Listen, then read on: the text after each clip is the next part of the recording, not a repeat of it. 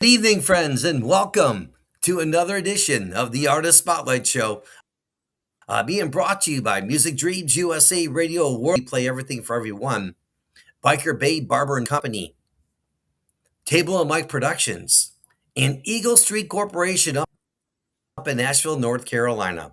If you're up in the Myrtle Beach area or surrounding, check out OTW Hauling.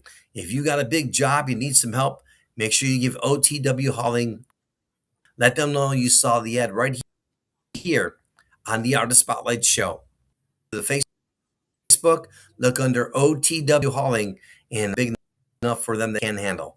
And again, so further delay, we have a very interesting author with us here tonight. And he is so multi-talented. He's a teacher. He's an author. He just does so many different things. And so we're gonna give a little bit of background before I actually introduce him. All right, so his name is Terrence Nizella Jr., and he's an award-winning speculative fiction author. He's a speaker. He's an educator. He teaches school. He has a real cool project out. It's called the Tales of Eris. It's a fantasy world. And so Terrence is the author, as I mentioned, of that. And he's becoming Fire and Lightning, a faith-centered fantasy adventure that explores good and evil, purpose, personal identity, responsibility, and the power of faith. How cool is that? And so Terrence he grew up in Wisconsin and began writing stories in the fourth grade. He earned a bachelor's in science and ancient Middle East history with a minor in creative fiction from the University of Wisconsin-La Crosse. He later earned a master's degree in English and creative fiction writing from Southern New Hampshire University. He currently lives in South Carolina with his wife, Shauna, and they have two dogs. I'm going to find out what the name of those dogs are. And so, Terrence, my friend, welcome to the show. How are you? I am very good. Thank you very much. It was a crazy day of teaching and then meetings afterward, but here I am. Well, thank you so much. It's so fun to have you on the show, and that's a pretty cool intro with all the cool things you've done. So, for all of our listeners that are watching now that will be watching later, can you kind of like maybe share with them, where you began and what best advice ever gotten? All right. So where I began, well, according to my parents, I crash landed in the field and green rocks hurt me.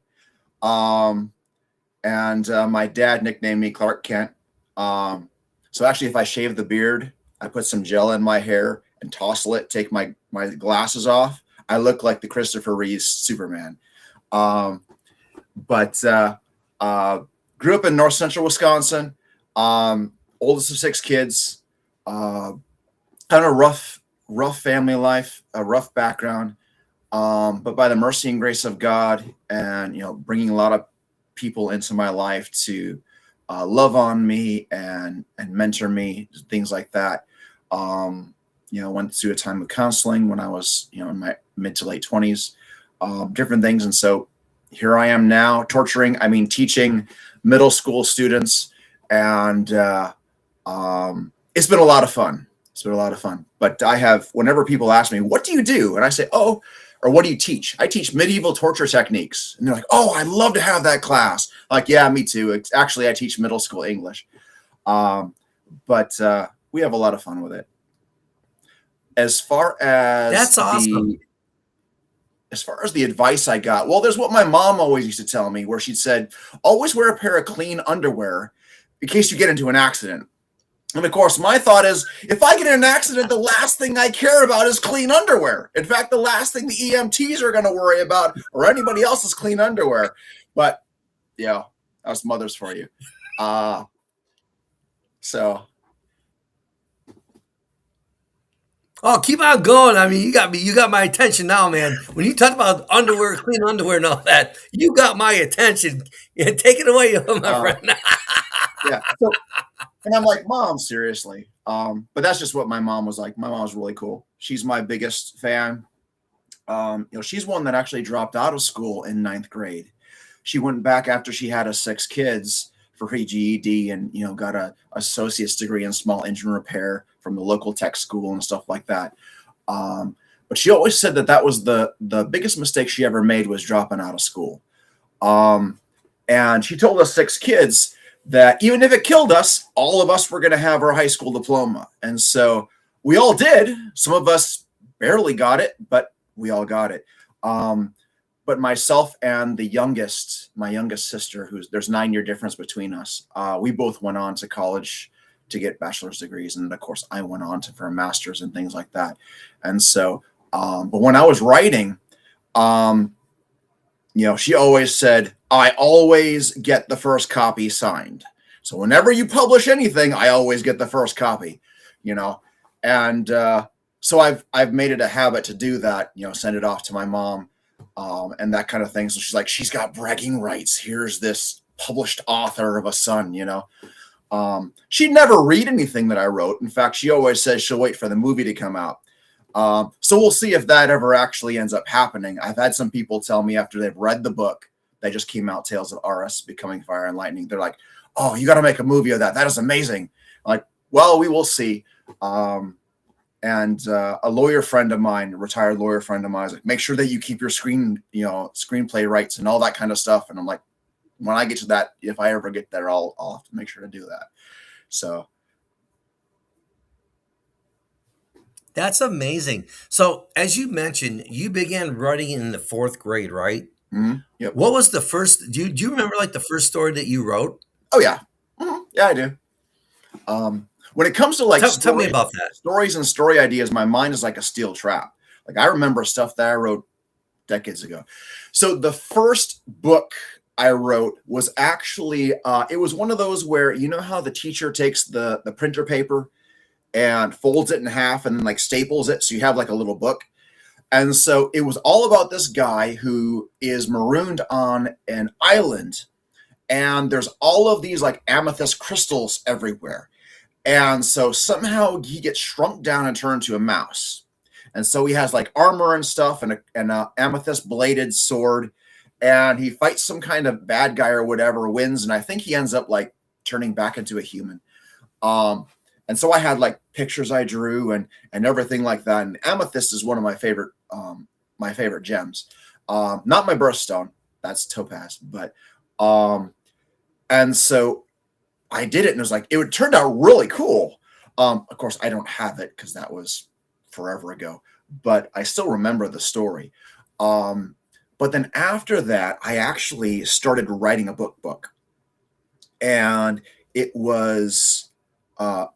I started writing it, and my reading teacher actually let me get up in front of the class. So this would have been like late 80s, I think. Yeah, very late 80s. And let me read what I wrote. And she was all excited that, hey, here I am, I'm writing, But I took it, and I took it to one of my parents, and I read what I had written. And they gave me some very strong negative criticism. And at the time, I was devastated, because as an author, when we write something, or just even as any kind of artist, when we create something, it's like our baby, right? And so I was like, don't mess with my baby. And so what I ended up doing, I ended up tearing it up. I tore it up and I threw it away and swore that I would never let that parent read anything else that I had ever written, which I broke, decades later.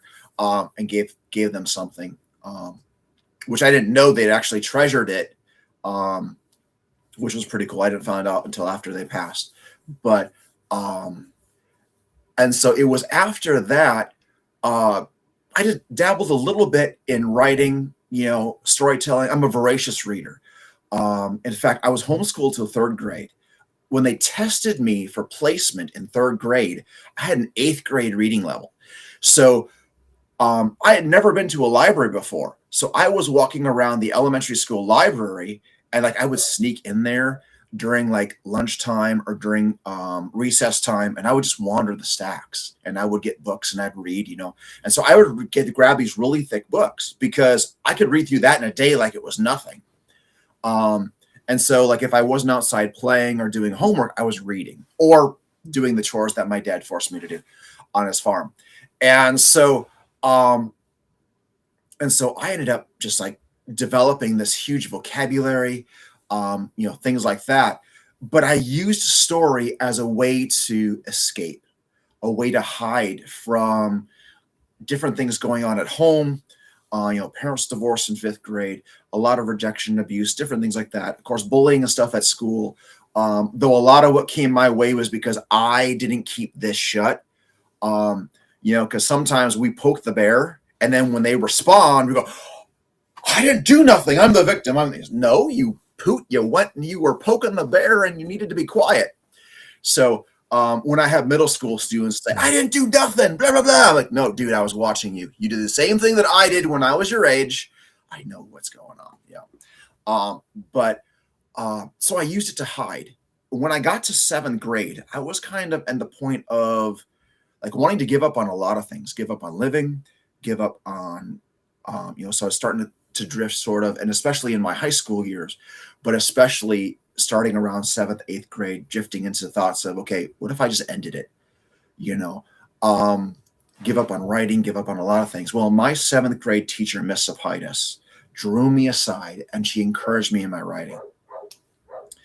And that was what I needed at the time. And so years later, after I graduated from high school, I was working in the local grocery store. And she came in the store and I went up to her and I said, thank you so much and blah, blah, blah and everything. She kind of gave me this weird look and she's like, I was just doing my job, But to a seventh grader who desperately needed a lifeline, that was exactly what God knew I needed. And so what's cool is it's now full circle. I'm now a seventh grade English teacher getting to do the exact same thing with my students. And so this is my 9th year teaching seventh grade middle school. And so I've had a chance now to encourage kids and help kids, those that are contemplating suicide or just really going through a lot of the same sorts of things that I went through, and things like that. And so that's been really neat.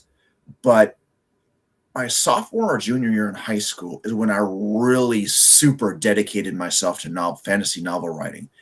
And so do you remember those? It was the hard flop 3-inch floppy disks, that you plug into the computer, and pull the little lever down and all that kind of stuff. It clicks in.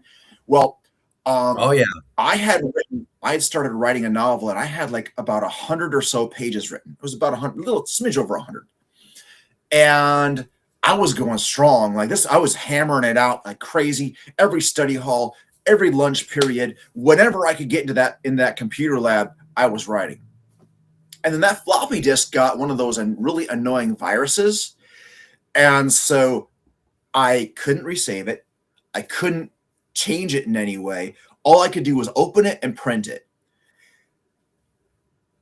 In a moment of less than intelligent, not really thinking things through, I went in the computer lab at the high school and I printed all 100 pages off. Let's just say that the computer teacher was not happy that I had spent that much paper and ink. Now, even though it was double-sided still, ink back then was just as expensive as it is now. So yeah, he was not happy about that. But I still remember most of what I wrote. And so I started revisiting it.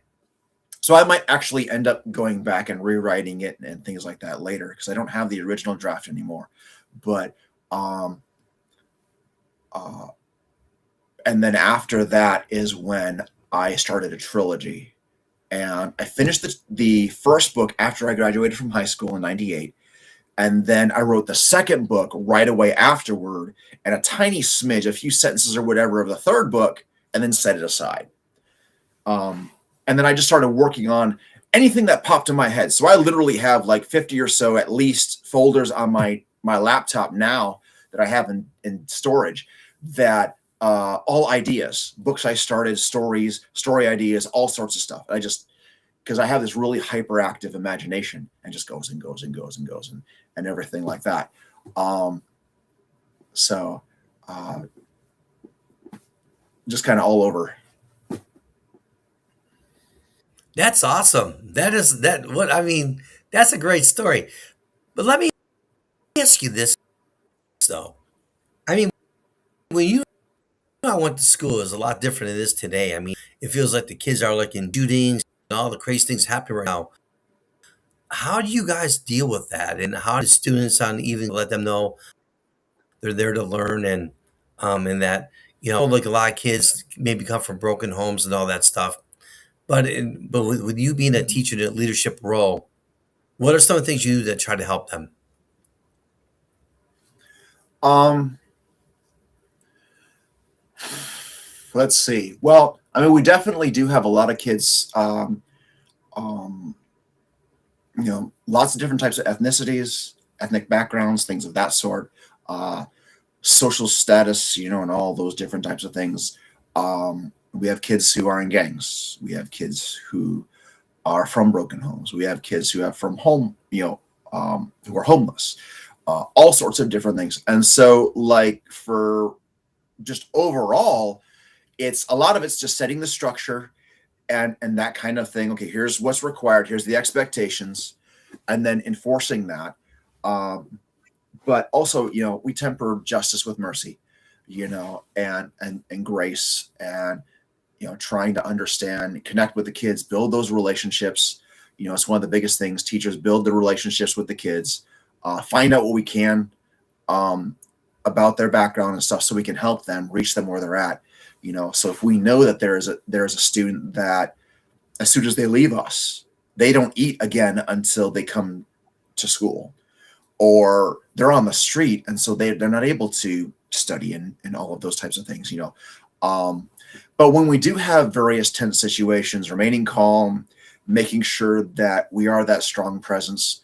And like I said before, just the encouragement and things like that, being willing to come alongside them and that sort of thing. So I don't know if that kind of answers your question or not, but It does.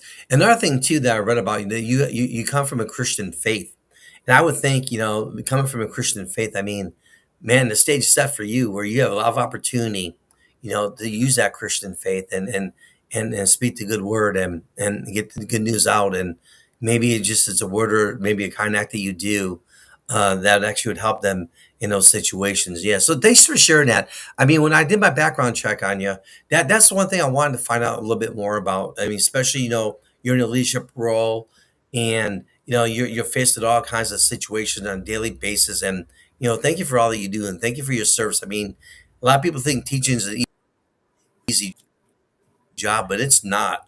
It certainly is. So thank you for all that you do, your service. That's amazing. thank you. Yeah, it's So definitely one of the toughest let's get jobs out back to you there. now. All right. So, all right. Now, at what point was there? You can imagine. I mean, you're faced with something every day, and so that how you able to overcome that and tie it in with your Christian faith as well. So, I'm a Christian as well, and so I think that's really cool. God gives us a stage, and if we don't use that stage, He'll take it from us, give it to somebody else. And so I know that be true. Yeah, from Mount Rockin', man, you're doing a great job for sure. So, was there like a book or a movie or a television program that first made you fall in love with fantasy? How did that come about for you? Okay, so Mrs. Tyler's third grade class. All right, so my third grade teacher, Mrs. Tyler, is amazing. She's Greek. She was Greek, and she may still be around. I don't know, but yeah, she's Greek, and so she would tell us stories about living in Greece and going to school and having all the poisonous snakes and stuff as she's going through the mountains on a donkey and all that cool stuff. Um, but one of the things that she would do is she would read stories to us, and then she played an animated movie called The Flight of Dragons. And that was the first time that I had ever really been introduced to anything that would be like high fantasy. So like with dragons and elves and orcs and and ogres and wizards and things of that sort. And I loved it. Like I was just like, so like I'm very much into chivalry. And so I actually like on either side, I have these swords, you know, and things like that. And this was actually the first sword I ever bought when I first moved out on my own. Cut myself on it, but that's a different story. Uh, and Oh, that's but cool. um, but like the whole idea of being a knight in shining armor and chivalry, which is really just about using your strength and the talents that God has given you in order to benefit others. Okay, that's what real chivalry is all about. Um, and I loved that.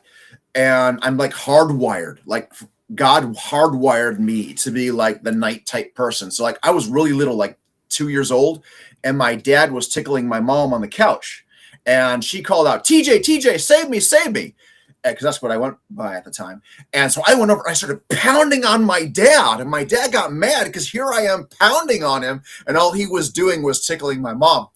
But that was like that night in training that was just like instantly engaged, and you save the lady, save the lady, the damsel in distress, you know. And my mom's a tough cookie, so not that she would have needed help, uh, but so as I got drawn into this world and the fantastical adventures and being willing to sacrifice oneself for the greater good, and that line between good and evil and honor and loyalty and all of those different kinds of camaraderie and friendship and passion, and like in the sense of just that drive, you know, perseverance and all those things that are in fairy tales and fantasy stories and things like that, which we all need, you know, because we all face our dragons. Like C.S. Lewis said, children need fantastical stories because they're going to face dragons. They're of different types, but they're still going to face these trials, and they need to know the dragons can be slain. They can be defeated. And I so completely and totally agree with what his sentiment is. And so that started me on this journey of reading other fantasy books. And so as a child of the 80s and the 90s, you know, where you had all of these superhero cartoons come out, fantasy cartoons and the movies and all that kind of stuff. And a lot of it was super cheesy, but it was awesome because again, it was really emphasizing a lot of those things, morals and things. And while they were starting to drift more into the liberal and to paving the way for where we are now in media and things and a lot of the not overly great things, but there was a lot of it that was really solid, really good. And so like I tell my students is you guys don't know what good cartoons are. You go back to the 80s and the 90s especially, or at least the ones that I really liked. Those were the really cool cartoons. But I grew up watching a lot of television, like a lot of the kids of the 80s and 90s did. And the fantasy, the science fiction, and the adventurers, and all of those different kinds of things. You know, when I was introduced to Star Wars, oh man, I mean, I'm a huge Star Wars nut. Absolutely loved it. Read tons of the expanded universe. Yes. Got all mad when George Lucas decided he was going to throw the expanded universe out and everything. I'm like, dude, what are you doing? You have so much awesome material. But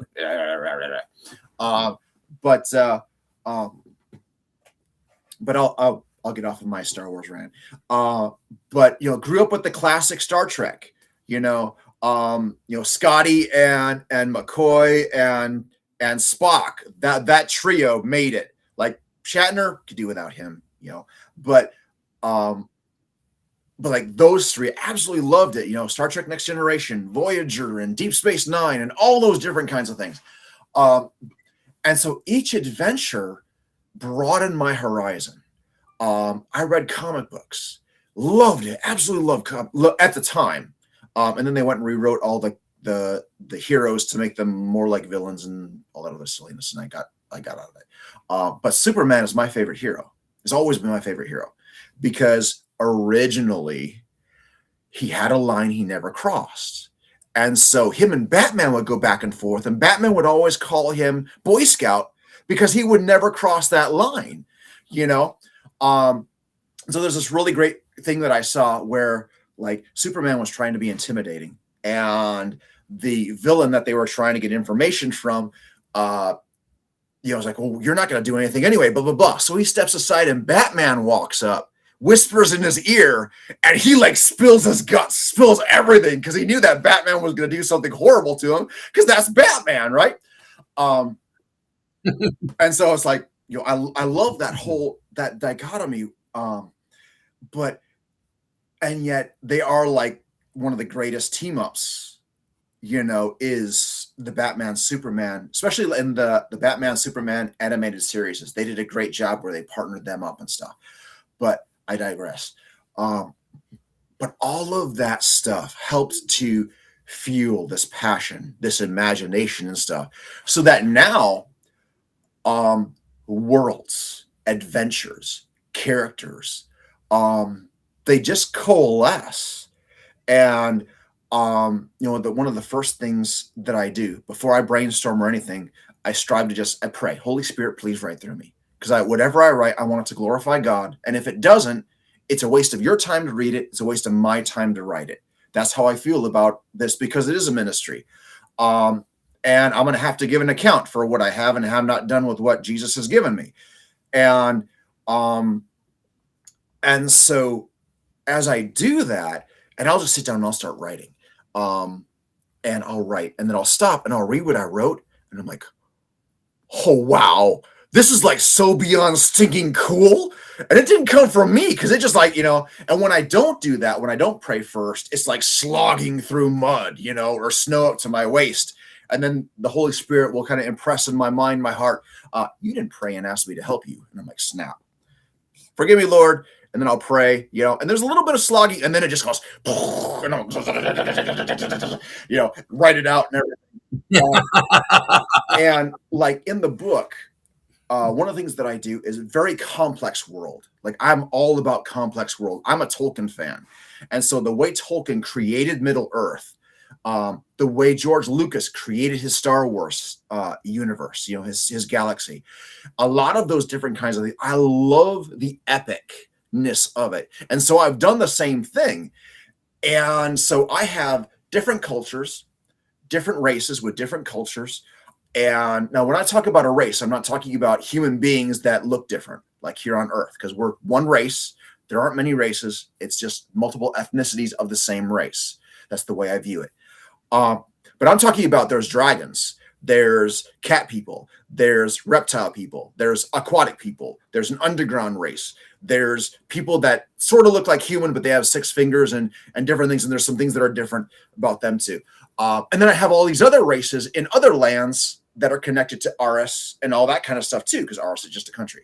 I have monsters. I have beings and animals and creatures and stuff like that were corrupted by evil. And so they're like this horrible, like, version of themselves.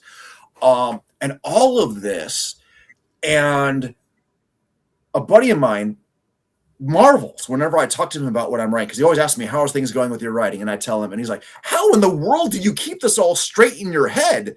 Because I have all this stuff in there. So, well, I do have some notes and stuff that I've typed on my computer and whatever, but a lot of it is just, it's there. And like I said, it's like a steel trap,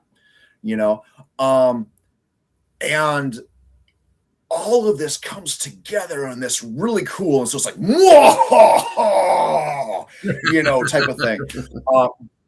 And one of these days I have an idea for a t-shirt and I got to make it. I have to get together with a friend of mine and make it. But it says on the front, it says, I want one of those t-shirts, man. I take after my dad. And on the back, it says, I need one of those t-shirts. That's awesome. Hey, I got a question for you, if you don't mind. So, yeah. Your educational background, it includes like ancient Middle East history and creative fiction. Tell me more about that. So I have always loved ancient history. Well, basically up through the Middle Ages, because of course, like I said, knights and all that kind of stuff. Anything past that's just current events to me. And so, and my wife is different. She's all about like Revolutionary War, World War II. She's a history nut too, but not quite as nerdy as I am. I take it to a whole new level of crazy. But I've always loved, like growing up, reading the Bible.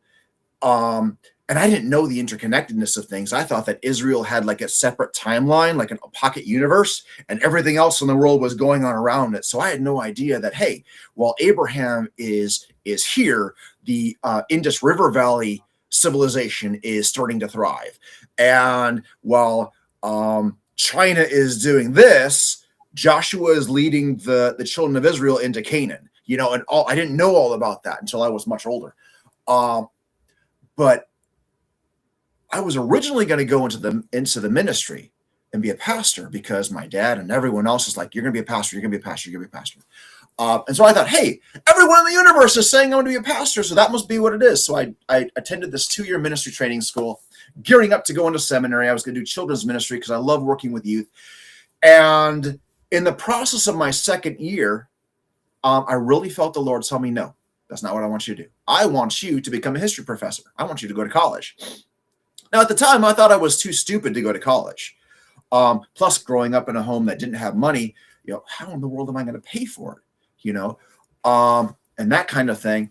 And so I went to one of the guys who became like an adopted dad to me, because I had father, but I didn't have a daddy. A guy who truly was like a dad to me. And I went up to Bill and I said, hey, this is what I feel God wants me to do. And he's like, duh, that's a no-brainer. I was like, that is so totally you. And I was talking to other people and they were like, duh, that's a no-brainer. That is so you. You are the academic, analytical, blah, blah, blah. And do it, man, do it. So I did. And so I went in thinking that I was going to become a history professor. And I wanted to do ancient Middle East history and as a bachelor's degree. And then I wanted to go into ancient Jewish studies, focus on the time of the monarchy. So that would be 1st and 2nd Kings, 2nd Chronicles, that time period. And I loved it, except for the languages thing. Like, I love language. I really do. I love languages. But I flunked my German classes. I barely made it through my Akkadian class, which was ancient Middle East history, or ancient Middle Eastern language. Like, it was spoken during the time of like Babylon and Assyria, and became kind of the official language of the Near East during the time of the Babylonian Empire, before the Medes and the Persians came and it switched over to Aramaic. And I didn't do overly well in that, and so just the language thing was really, really, really rough for me. But I loved all the rest of it. And my senior year, I made some decisions that were very less than intelligent. I know it's hard to believe, but and so that kind of derailed a few. It derailed a few things, and so I was kind of in this limbo, going, okay, what do I do? Whatever. And it was during that time that I met my wife. She was living in South Carolina. I was living in Wisconsin, in La Crosse, Wisconsin. And we long distance dated for 2.5 years. And there was about 6 to 7 months between us seeing each other face to face. So we really got to, we talked all the time on the phone and Facebook chat, and that kind of thing, in early 2000s. But like actually seeing each other face to face was kind of rare. So we built this really good friendship and stuff. And then when she came up in December of 2011, and I proposed to her. And it was kind of like this whole Hallmark type thing, because it was around Christmas time. So it was like December 22nd, December 21st, something like that, of 2011. And Riverside Park, this gigantic park along the Mississippi River, all the clubs and businesses and stuff, a lot of them create this gigantic Christmas-like display. Dude, it's epic. Like, what they put on is amazing. Wow. It is so stinking cool. And so they had this horse and carriage thing. And so I kind of slipped up to the guy and says, hey, can you take us around and stuff? And then there's this tunnel of lights. I'm going to propose to my girlfriend. You stop in the middle of the tunnel of lights and I'll propose to her. He's like, dude, got you. You're all good. And so he did that. So I did the whole one knee thing and, will you marry me? And what to me seemed like 1,000 years after she finally said, yeah, of course, And then she was all like, I'm not going to cry. I'm not going to cry. I don't want to fix my makeup. I'm not going to cry, And so she was like, though, she said, I am not moving to the land of ice and snow. Okay. She was born and grew up a little bit in Florida, and then the rest of her life, here in South Carolina. And so she was like, that whole cold ice snow thing, not for her at all.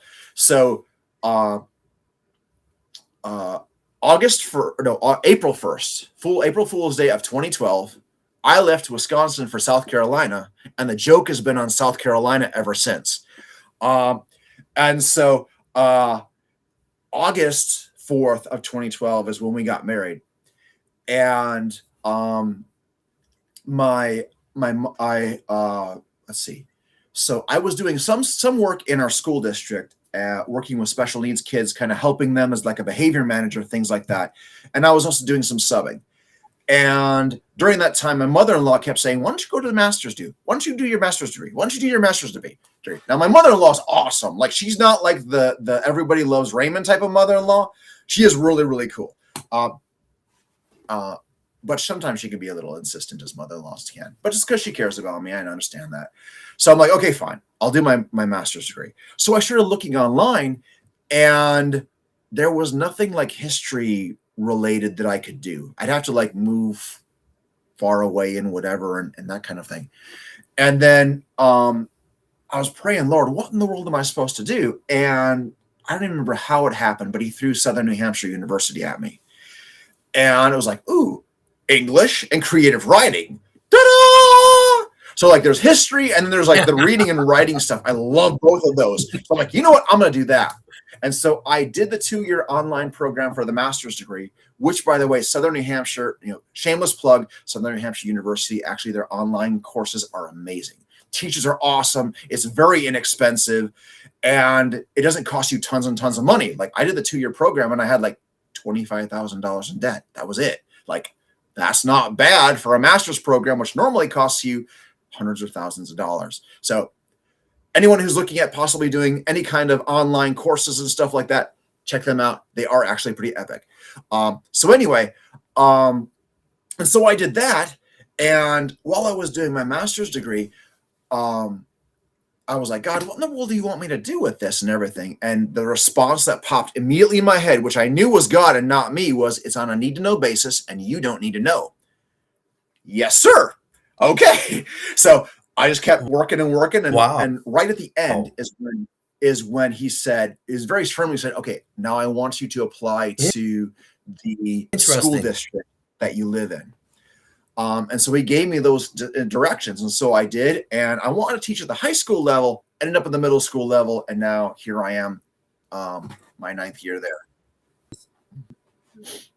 Yeah. You're breaking up a little bit on your end. You're breaking up a lot on your end. So, oh, I'm sorry. I think what we might do is take a little bit of a break here.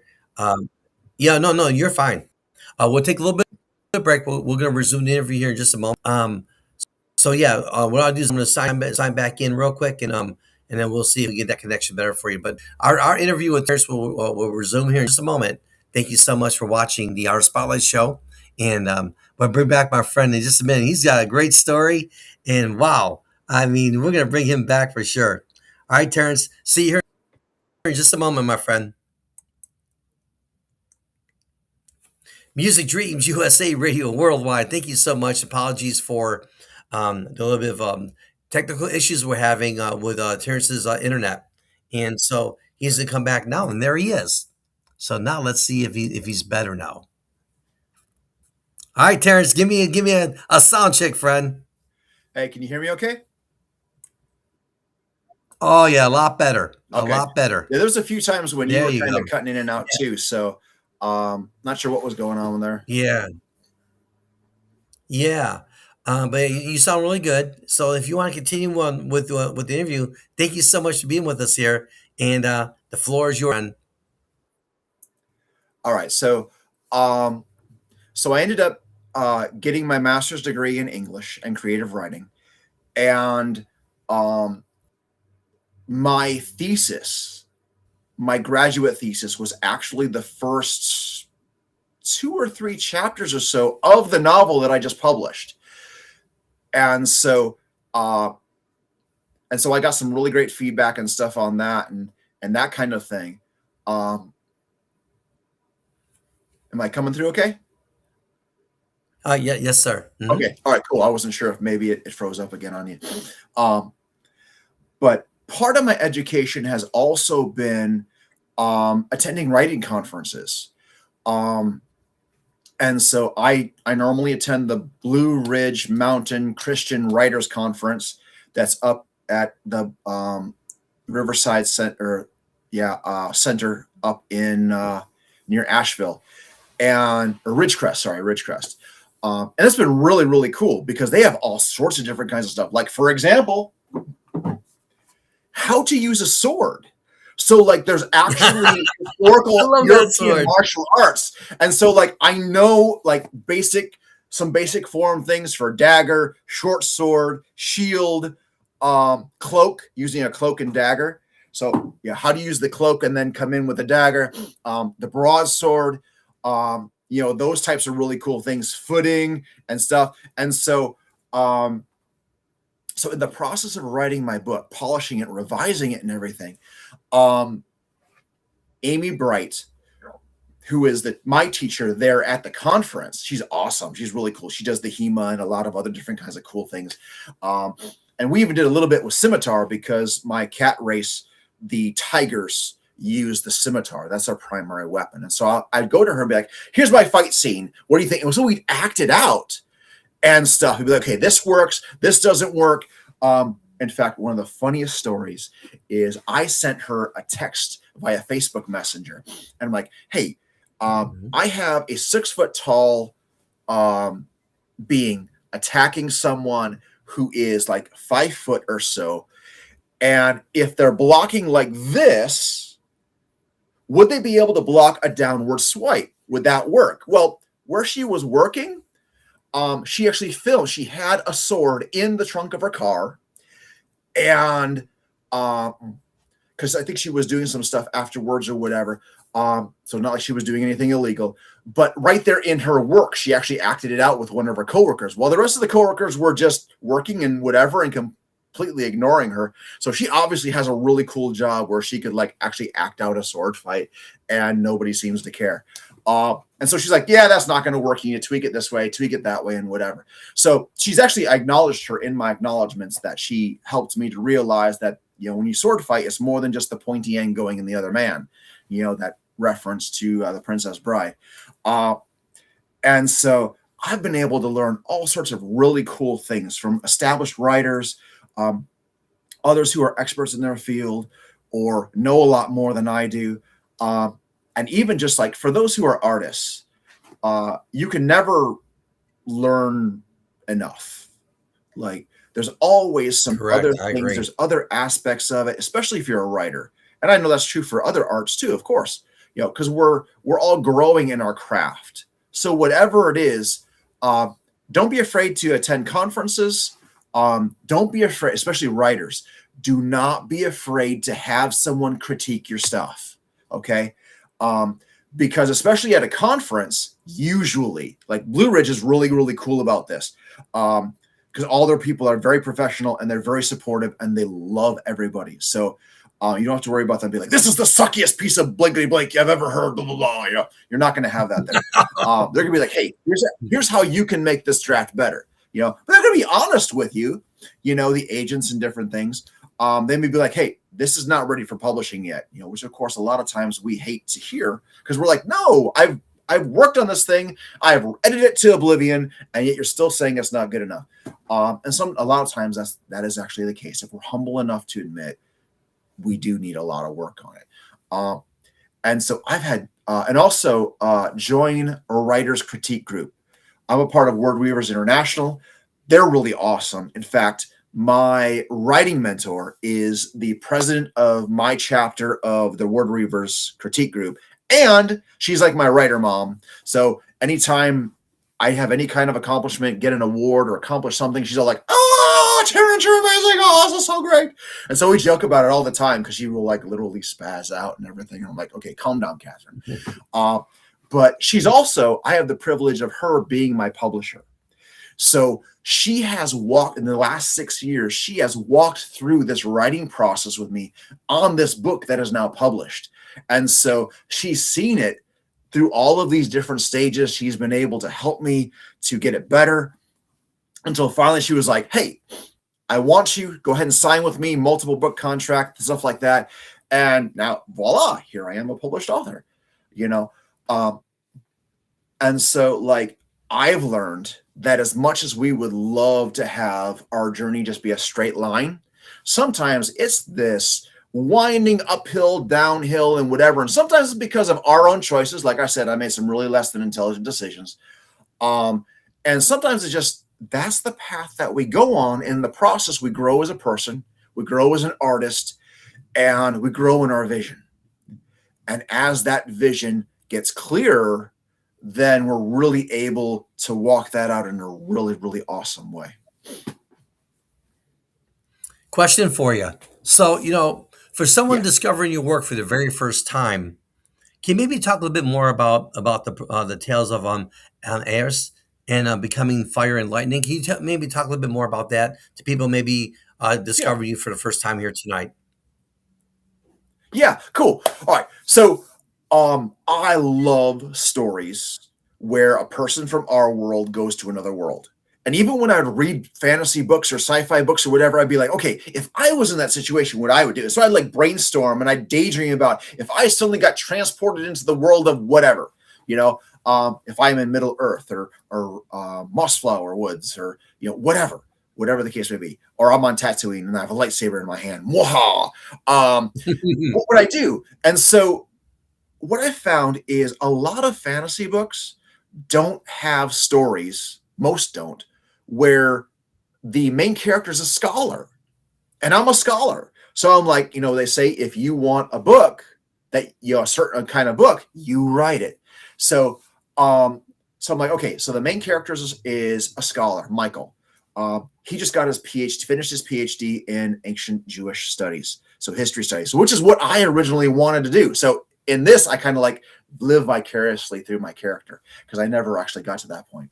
And then my youngest sister, Ruth, she was turning 17 at the time when I first started this story because it was going to be a short story as a birthday present for her. And so Cassandra is 17 in this book. And so brother and sister transported to another world, all sorts of really crazy adventures. And so one of the themes is we are chosen for a purpose, even if we don't understand what that purpose is. And so they're both chosen by Amai, the Lord of Light and Life, to be his representative. So she is an ambassador of reconciliation. She's called the Speaker of Reconciliation. Her job is to get the 7 races of Aris to stop hating each other and unify because the fallen dragon Varel, his legion, is pouring into the country to destroy it. And then Michael was chosen to be an Elesh, basically a paladin. So a holy knight whose power comes from Amai. And so he's got like literally flaming armor. His armor is literally flames. His sword is flames, spear and shield and all that kind. And he's got these gigantic flaming wings that he can fly on. And so these two are thrown into separate quests. And so Cassandra has to learn how to live outside of her brother's shadow.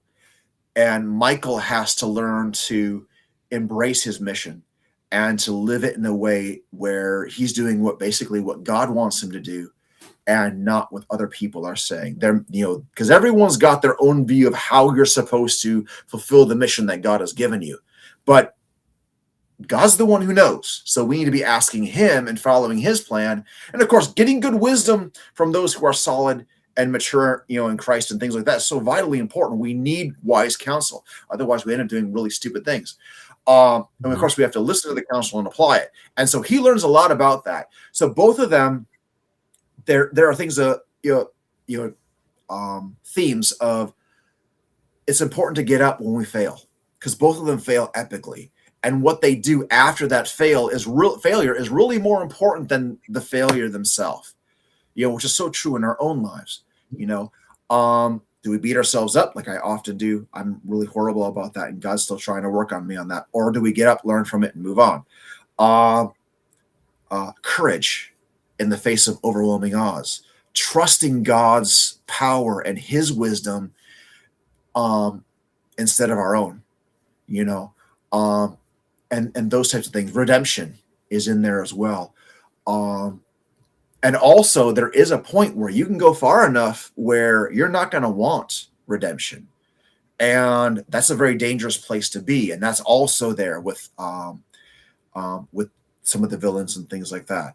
Uh, and so it's clean fantasy, which means there's no sex at all or innuendo. There's nothing like that at all, which is very rare because the fantasy genre and the science fiction genre are very saturated, especially in the general market, with a lot of sex and nudity and things. And and since I write for like basically from 12 on up, kids don't need it. I saw it a lot when I was reading, and I wish I hadn't, but it taught me what to leave out. There's no cussing, swearing, or anything like that. There's no gore. It's basically PG-13, but that's for like scary elements and like violence. But it's violence that is appropriate to the situation. It's not overly crazy or anything like that. It's like fight scenes, things of that sort. And so if someone's bleeding and I go, I blew over this way and arm flew off that way, and there's none of that craziness. So you don't have to worry about that. It is clean. Like I said, it has the spiritual themes and stuff like that. Scripture is woven in, but it's not preachy. It's like it just flows together. Got a really cool job of writing through me in that. And it'll draw you in. Like it even those people, this is not me, this is all praise to God. Even those people who don't like fantasy and really aren't readers have been picking up the book and loving it, which is like, God's awesome. That is really cool. And being encouraged by it too. So it's a very encouraging, very wholesome type of book. And it's something that a parent and kids could read and then discuss, because there's so many levels to it, because there's so much depth that depending on maturity level, you get a lot of different things out of it. And that kind of thing with the characters and the subplots and things like that. So very, very cool. You can find it on any of the major booksellers on their websites, and even just, read it and then go to your local bookstore or your local library and say, hey, would you please get this in? Like one of the libraries in the county I'm in has it, and some others were kind of talking about, I guess, about possibly getting it in as well. But it's very, very cool, and if it's something you want, like in a school, get a copy, take it to whoever does like, looking over books and making sure it's all fits the standards and everything for your district, and, possibly get it in as well. That'd be really cool. So very exciting. Let me ask you this. What is the meaning behind the title, Becoming Fire and Lightning? Tell me more about that. Okay. So the becoming part, we don't just instantly become, what God made us to be. We're not born and suddenly we're the president of the United States, or we're an epic writer or artist or whatever. This isn't like Boss Baby, where you're instantly the CEO of a Fortune 500 company or whatever. Okay. There's a process of becoming, and that's true in nature. That's true in everything. The butterfly doesn't go from egg to butterfly, egg to caterpillar to cocoon to butterfly. There's a state of becoming.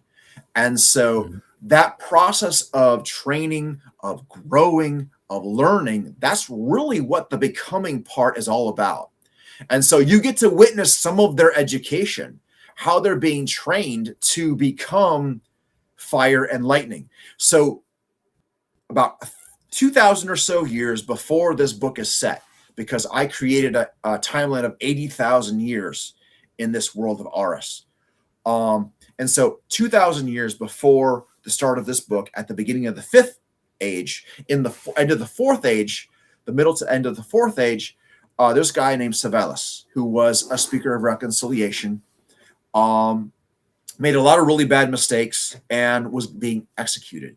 But before his execution, he spoke the prophecy of restoration, which is that in Aris's darkest hour, Amai would send fire and lightning. And they would unify the country. Those who were prisoners would be set free. the last battles would be fought, darkness would be overthrown forever, that kind of thing. And so Michael is fire, Cassandra is lightning. So the power of Amai flows through them in different ways. And the degree of that power is relevant or is contingent on, it's linked to their relationship with Amai. The more they grow in their relationship with him, fellowship with him, learning and applying his writings, and all of those kinds of things, going through that process of transformation to become more and more powerful. So like for Cassandra, his power flows through her in the form of golden lightning, which heals, destroys evil, a lot of those different kinds of things. For Michael, of course, it's the flames, the flaming armor and sword, and there's other degrees and levels of powerfulness that come with being an Elesh. Like the most powerful ones could literally take on an army of thousands and wipe it out. Just one person. Oh, wow. So it's basically like the scripture verse that says 1,000, one can put 1,000 to flight, two can put 10,000 to flight. So, and like with the Rangers, like Walker Texas Ranger, one riot, one Ranger. It's kind of like that. My favorite yeah. I love that show.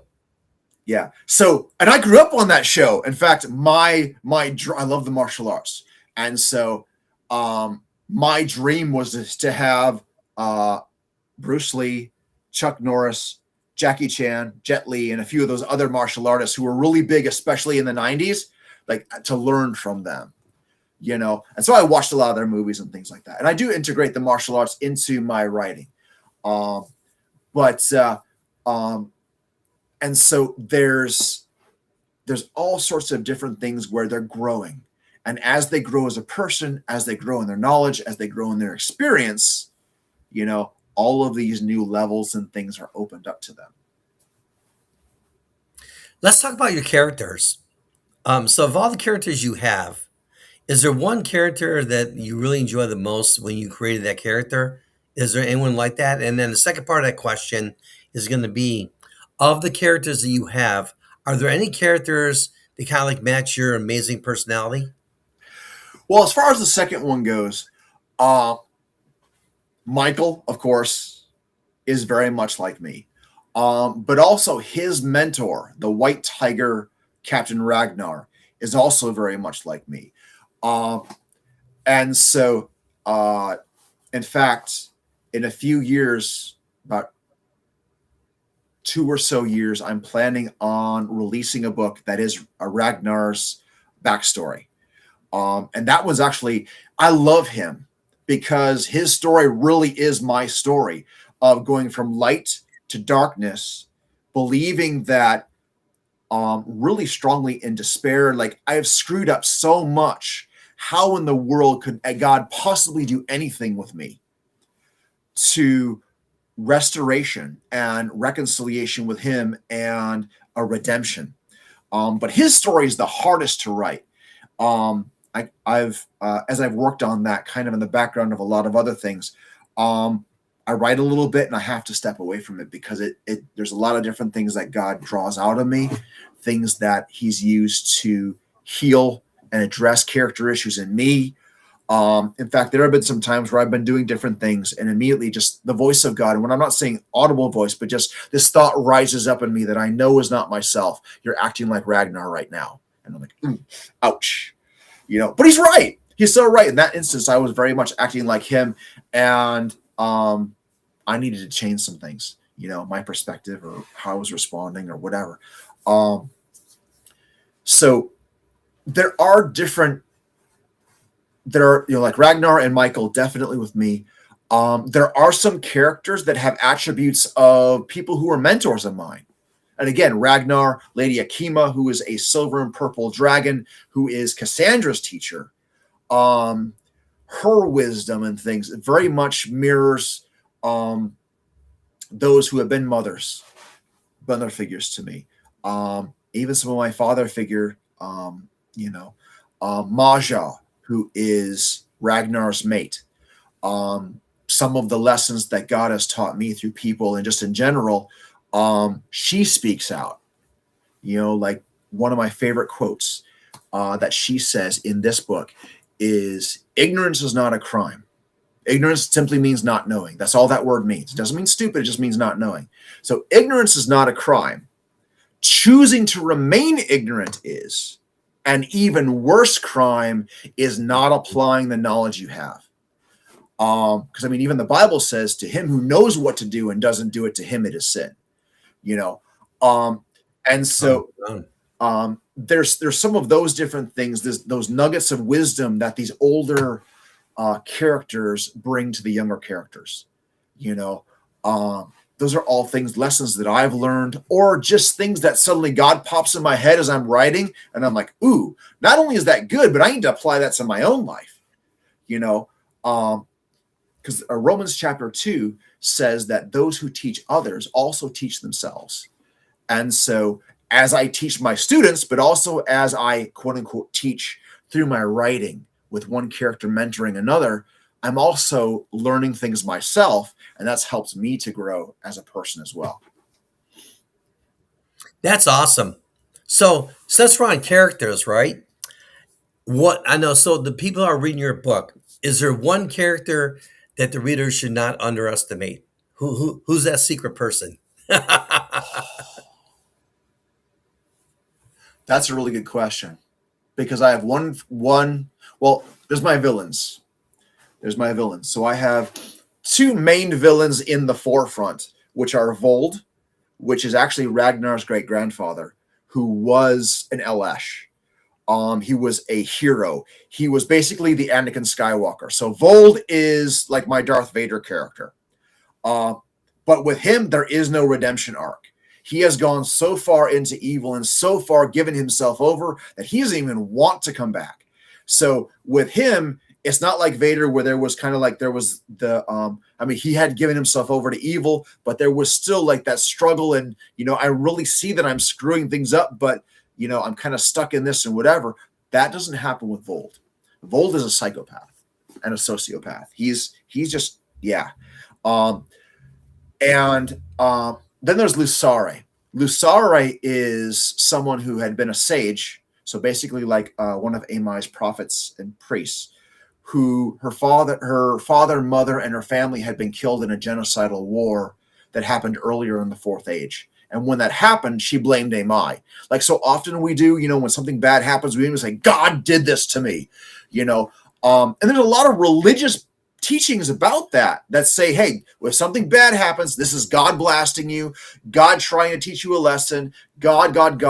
And yet the Bible clearly states that God's not the author of it. It's the enemy who's the author of it.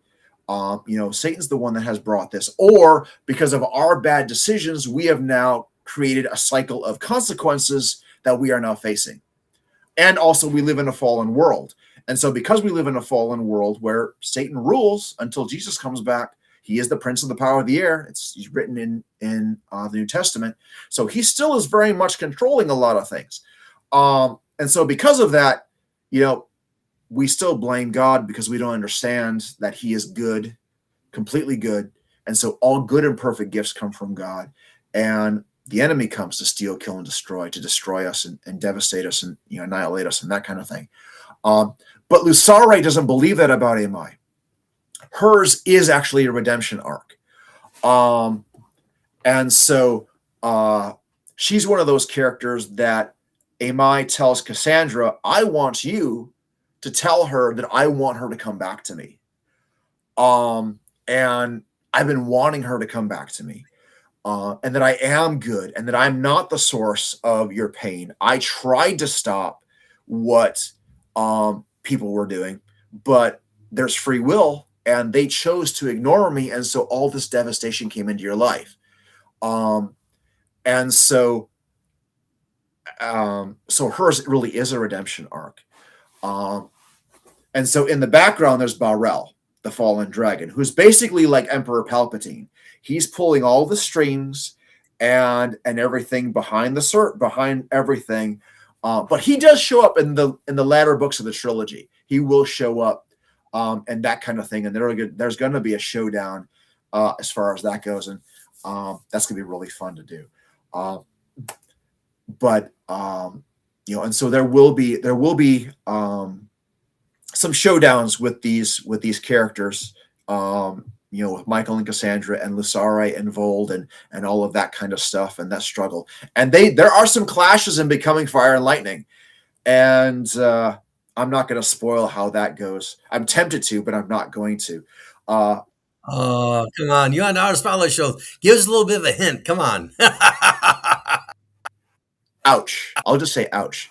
Uh, but if you really want to see kind of what these characters look like, on my Facebook page, and I'm working on getting um, on my website as well. But on my YouTube channel, I have a book trailer for Becoming Fire and Lightning, and Mhm. the husband of an author friend of mine, his name is Chris, and he did an awesome job.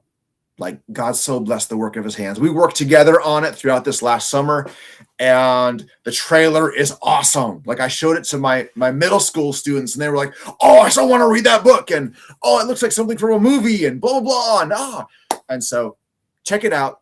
It is really cool.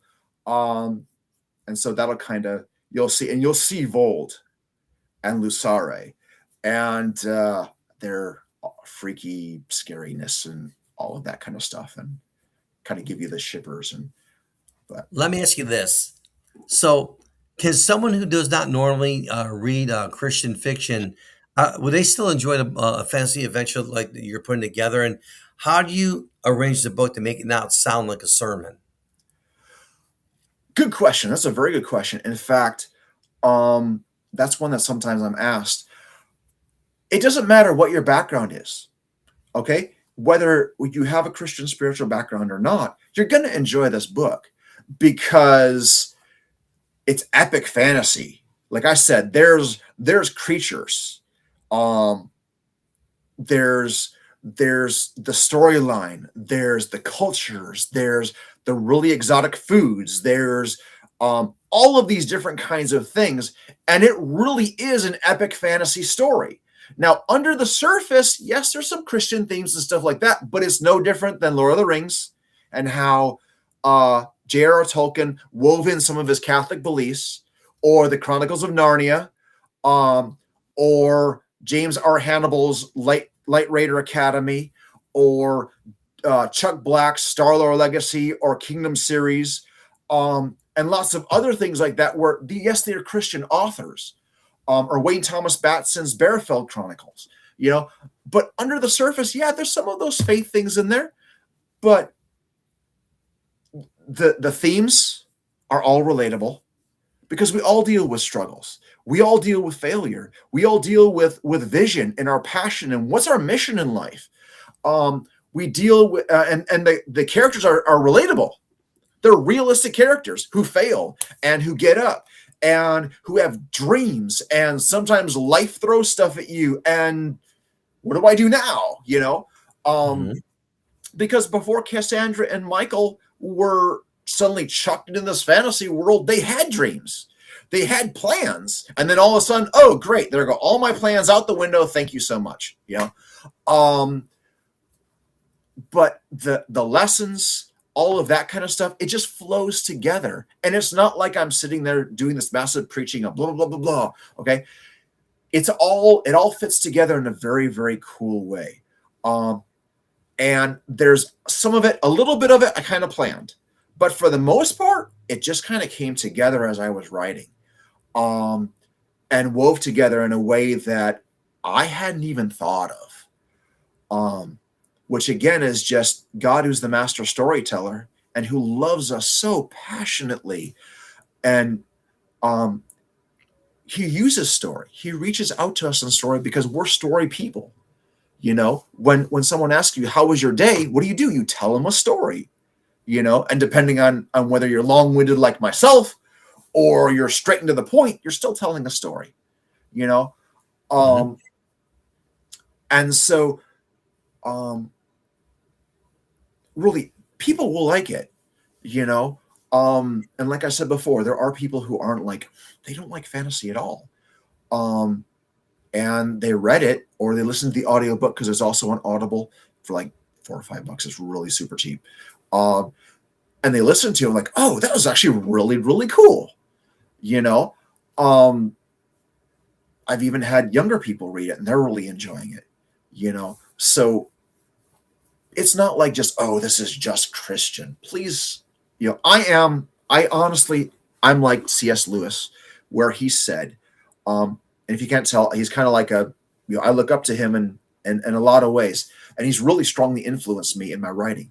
But one of the things he said is we don't need more Christian authors or Christian fiction. What we need is more good fiction, good authors who happen to be Christian. We have so many people in the world who have an agenda, and they're pushing that agenda. Sometimes very forcefully and aggressively. And my agenda is to encourage. It's to be like, hey, look, I got a story and I got a messy past, but I know a God who is more powerful than a messy past. And I can't help but talk about what he's brought me through. And for me, I do that through story. I mean, yes, I get this opportunity here where it'd be like, hey, let me tell you about my life and blah, blah, blah, and writing and whatever. And this is amazing. And I appreciate being able to, be on podcasts and shows and whatever like that. That's amazing. It's really, really cool. Mm-hmm. But even in the classroom, being able to share my story, and they're like, you were abused? You went without food? You were poor? All of those things. The kids are like, hey, this guy actually really can relate to me, and so it really is about coming together and bringing life in a world that's all has become so crazy. Like every year that passes, it gets crazier and crazier. And there are times where I'm like, dude, what in the world has happened? All Right. common sense is out the window. There's all sorts of weird, crazy stuff going. Everybody hating everybody, and they don't even know them. I hate this person, I hate that person. But you never met them in your life. How in the world do you know you hate them? And all of that craziness. And so I chose to bring life. I chose to bring encouragement, and take it or leave it. If you don't want to read the book, no big deal. No skin off my nose. If you know of somebody who would like to read the book or would be encouraged, especially a young person who is like myself at the time, was really floundering and just going, is there any hope? And is there any vision? And can the dragons in my life even be conquered? Because my world is out of control. I have no control over everything, and it's all a mess. That's a book for a kid like that. Wow. Let me ask you this. I'm really intrigued to ask this question, and it goes a little bit something like this. Your book is very successful and it's in the hands of a lot of people. Can you share some success stories with us of people that maybe weren't Christians, but they read this book and it kind of like led them to God? Or not so much even that, but yeah, are there any success stories you could share? As far as the first part of that question, with people coming to God, I don't know. Yes, there are a lot of people who are buying the book.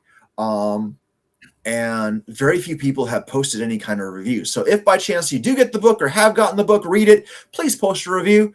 In fact, if you take a screenshot of it and email it to me, I'll put you in a drawing for a $30 Amazon gift card. So there you go. If nothing else, you get some money for Amazon. But I do know of some people that have read it or they listened to the audiobook and they were like, wow. Like just like someone posted a review and they were like, he did so much in such a small bit of space, like with the world building and the depth of characters and all of these different kinds of things. But there have been some people who have really been encouraged by the faith message, and just trying to portray how God wants to interact with us, because he's not a distant God. he wants to be like right in our life right now, talking to us. Now, I know that there are some people who would be like, well, this guy claims that God talks to him and he has conversations with him and stuff like that. And that doesn't happen. Or I would love to have something like that. You know, that's something I developed over time. And even in my next book coming out, the Saga of Miklos, which I'm hoping to release next year, the beginning of next year, that's kind of the goal. We'll see how that goes. My character, Uncle Vadimus, who is Miklos's mentor. So again, you have kind of like this becoming, stage. It's one of the themes that I have in my writing. He walks through his life as though Amai is physically standing right next to him. And he has conversations with Amai. And in the midst of crazy situations, dude, this cat is cool. Like when everyone else is freaking out, he is perfectly chill because he understands that Amai is more powerful than whatever crazy mess is going on, and he's got a depth of wisdom that people marvel at. And it's like, well, he's actually taken time to actually spend time with God and learn, and the book of Proverbs really talks a lot about that. If we seek God, if we're reading and we're praying and we're striving to just listen, to be still and to listen. Because a lot of times God this, God that, I need this, I need that, I need that. God, you're my record service. And then we go off into our day and God's like, I actually had some really cool things I wanted to talk to you about. Like for those who are married, I'm sure I'm not the only one, that there are times with your spouse where it's kind of like one goes and then they're gone. And you're like, spend time with me, please, talk to me, hang out with me, whatever. And God is infinitely more that. And so there have been people who have been encouraged. I've heard some really cool stories. And of course, I'm going to say it again. All glory goes to God, because you can't praise Terrence. I'm like the light socket, okay, that you plug the fan into on a hot day and turn it on. I'm not the source of the electricity. I'm just the socket, the plug that you plug into. God's the one who is the infinite creator. Yes, I'm creating his image and likeness, which God is a creator. He's very infinitely creative. I mean, look at the duck-billed platypus and all those other really cool things that God has created, and stuff that's going on like in outer space and our universe expanding and all these galaxies that are just popping out of nowhere and everything and all this really amazing, awesome stuff that we see in like the Webb telescope and Hubble and all that kind of cool stuff. And so again, it's like, God's awesome. And I know for myself, like when I read the Chronicles of Narnia as a kid, in my broken state, I learned more about God and especially about Jesus through those stories than I did through a lot of religious teaching, because Christianity is not a religion. It's a way of life. It's a relationship with God through Jesus Christ as our Savior and as our Lord.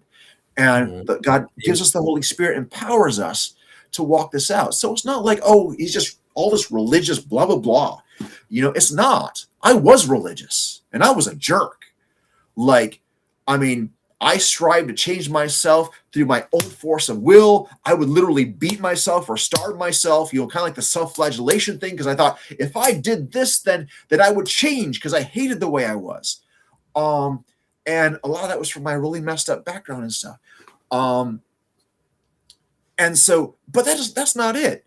It was in my early 20s. I know I'm kind of rabbit trailing. I'm sorry.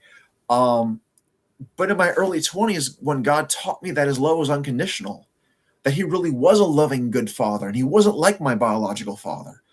And that whenever I do what I'm supposed to, whether it's not opening my mouth when I want so desperately to cheese someone off and just give them a piece of my mind, right? But we have so little of our mind, we shouldn't be giving any of it away anyway. That's so true. And all that kind of stuff. But, those things please him too. When we choose to trust him in a situation where like, I don't see how there's any way out, but your word says that if I walk out this process, that you're going to make it work, and when I do, and he does, it's like, this was amazing. It was like, well, of course it was, because I told you it was going to work out, It's like my students when I tell them, hey, you walk through this process, you're going to have this really cool thing. Like, no, well, blah, blah, blah, blah, blah. And you have the kids that fight me on it. And you have the kids that just refuse. And then you have the kids that kind of like reluctantly do it, whatever. And then you have those who are like, okay, Mr. Najola actually loves me. He cares about me. He's been around for a while and he kind of knows what he's doing. So I'm going to go ahead and I'm going to do it. And they're like, this is really, really cool. And I'm like, well, I told you it was going to be really cool, and not that God would literally say, duh, but there are some times where I wonder if he's just like, now I don't have children of my own, but, and we'll get to the you wanted to know about my dogs too. I just remembered that. We'll have to get back to that. Yeah, I want to find. Yeah, before we go, I want to know the names of your dogs. But like with my students are kind of like my kids. And so when they succeed, I'm all like, yes. And then when I find out that they're in jail or they've done some crime or some other different things going on, my heart breaks, And so again, there's just all of this really cool stuff. It's all intertwined together, and in the end, God is glorified.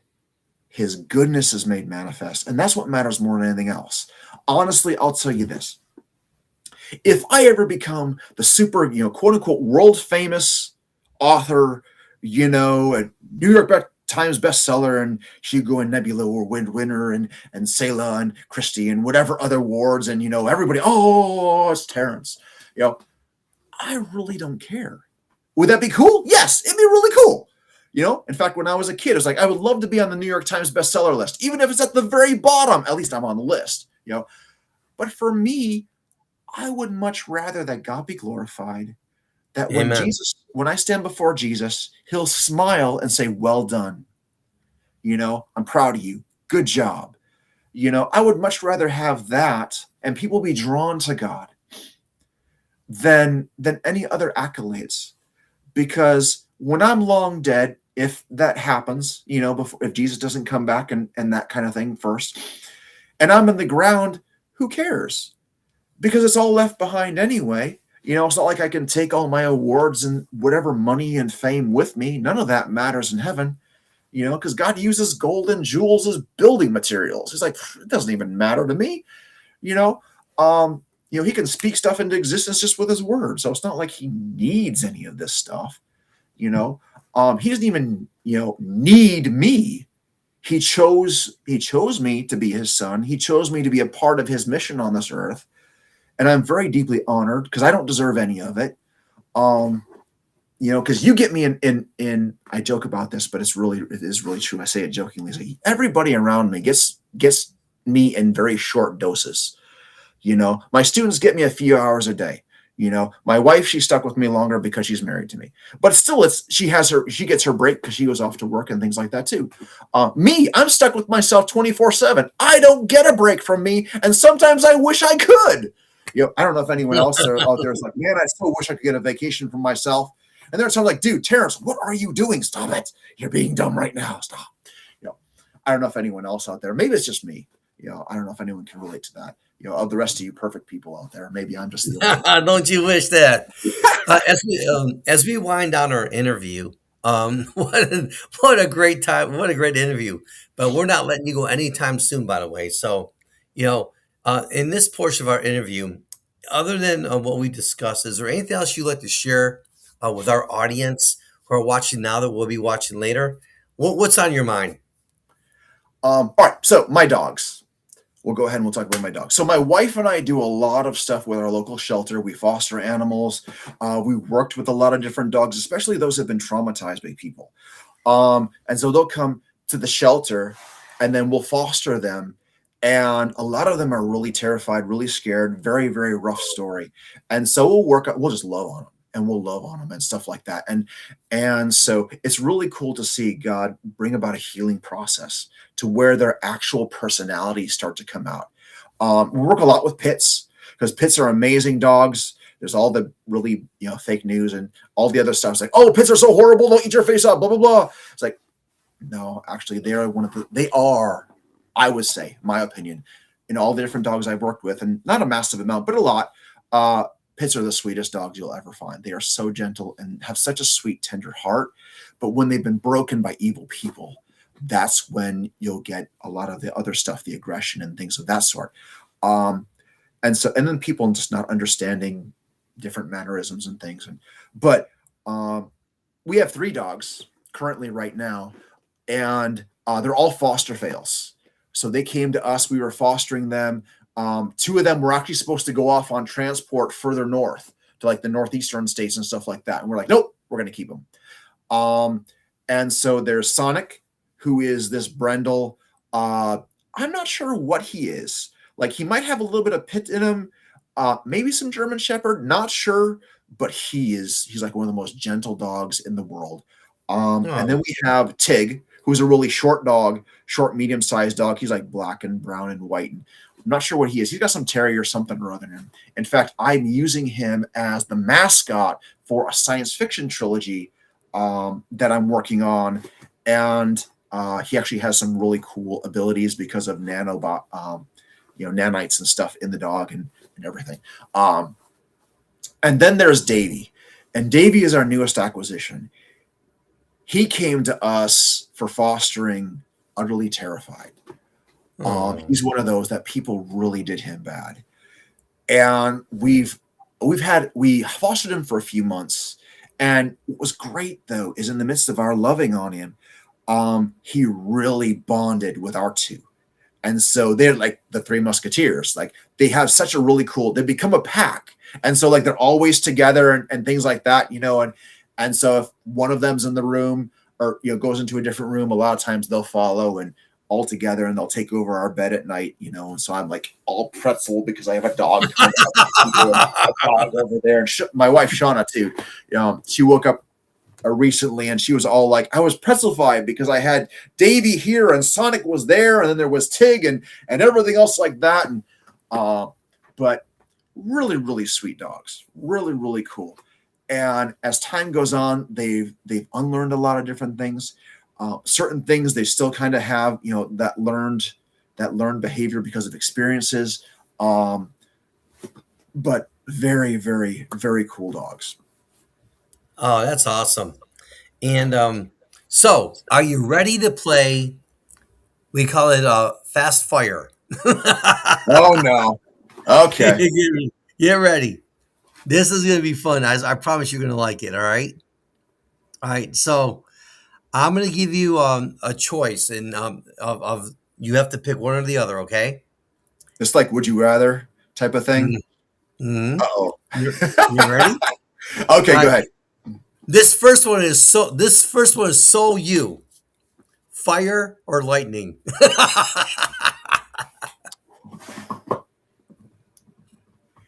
That depends. Am I in a classroom full of students who don't want to learn, or just in general? Because sometimes I'm like, I have my inner Palpatine. Actually, honestly, I would probably say fire. Okay. Hero or villain? Oh, definitely hero. Books or movies? Books. They're always better than the movie anyway. Dragons or giant wolves? Dragons. A sword or a magical staff? The sword, right? Jump. You're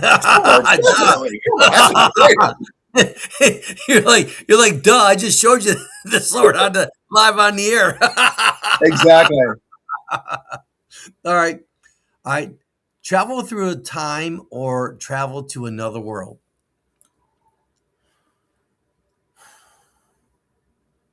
Ooh, that's tough.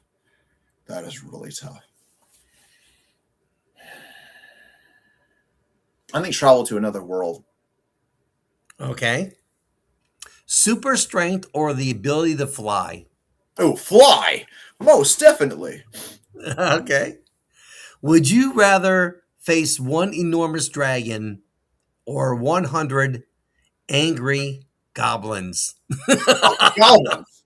Hands down a goblin. All right, here's another one for you then. If you could live inside any fictional universe for just 1 week now, which one would you choose and why?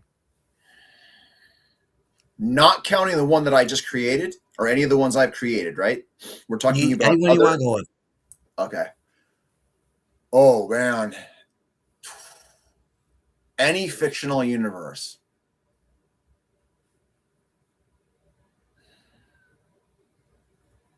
Oh man, that's a tough question.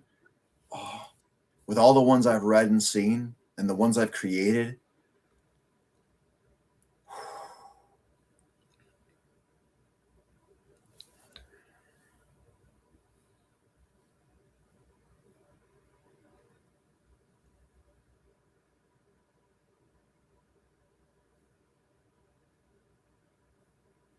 I don't know if I'm taking too long. I should be rapid firing. I'm sorry. Oh Lord,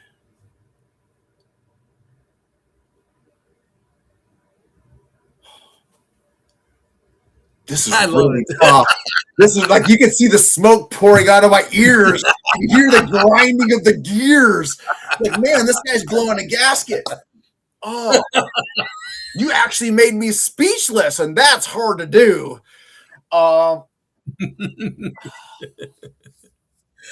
We'll come back to that one. I'd All right, say here's another Star one Wars for you. All universe. right. I'll go Star Wars universe. And why? Okay, here's another one Because for you. Which of your characters will be the best person to have with you during it is an emergency? I'd still pick Ragnar. Like definitely Ragnar. He is definitely he's like the Chuck Norris type, you know. I mean, it's Chuck Norris. Gotcha. All right. Which character should never be allowed to plan a road trip?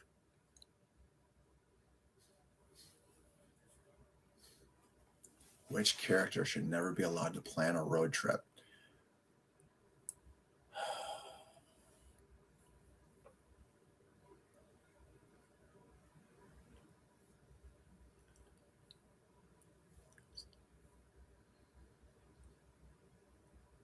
I'd say Vold, because it would go bad.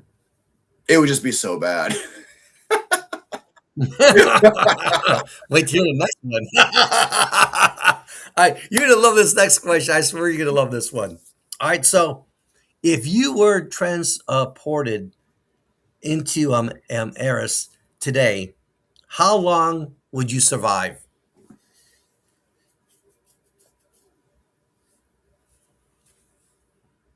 Actually, I think I'd survive fairly well. Um, Simply because I grew up in the backwoods, so I know how to like, I'm the kind of person that if had no electricity, no running water, whatever, I could actually, like so zombie apocalypse, post apocalyptic thing, I probably could actually survive fairly well. Um, Plus, the first thing I would do is immediately go to the sacred rivers, Amai's water, because it gives power, it gives life, it gives healing. The fruit that grows along the river can sustain you. Uh, you smash the fruit with the leaves from the trees. It's actually like a healing salve that can heal just about anything. And of course, hopefully Amai would choose me to be an Elesh, and I'd have the flaming sword, and it'd be great. It'd be awesome. Ami is rocking. All right. So, what three items would you take into a fantasy world? What three items?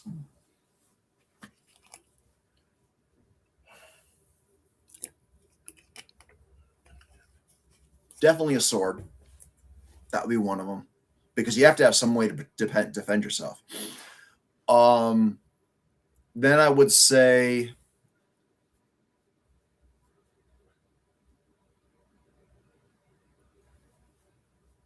a bottomless satchel. So, so you can just keep putting stuff in, and then whenever you need something, you just reach in, you pull it out, and there it is. In fact, I use that in my book. And the third thing I would say is a book of the customs. So like the races and customs. So I don't accidentally insult some guy's mama or, whatever. And, that kind of thing. All right. We just talked about your dogs, Yep. right? So, your dogs is going to be your next question. Now, if your dogs enter the world of Eris, all right, will they become heroes, villains, or rulers? Oh, um, All right, so Tig has a Napoleon complex. Anything that's bigger than him, he's like, and of course he's all bark but no bite. But still, he's kind of like the Napoleon type. So he would probably end up being a ruler.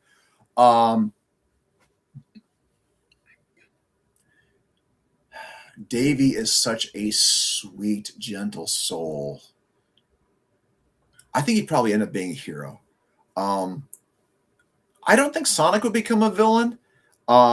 He might end up becoming a hero too. But he has kind of a strength of presence. So who knows? He might end up being a ruler. I don't know. All right. If you had a chance to be a personal fantasy warrior, what would your name be? Blaine Brighthand. Tell me why. Well, number one is actually the name of the main character of that first trilogy that I started writing when I was a teenager. But I think it would be because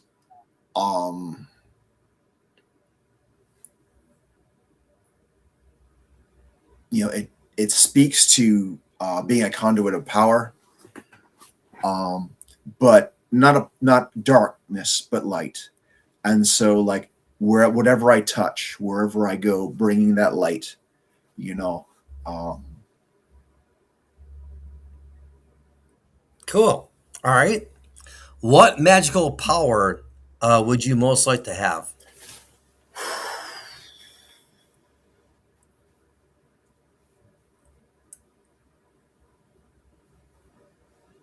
So when you say that, the first thing I think of is like like I do a lot of role playing, or especially when I was younger, did a lot of role playing games, and just video games and things like that. I'm a gamer, and so like I instantly think of like the paladin type, that holy warrior type, and so like I think the ability to manifest like a shield, um, because with a shield, you can block, but it's also offensive. You can whack somebody with it, that kind of thing.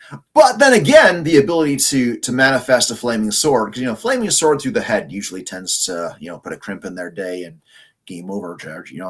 But something like that probably. Okay.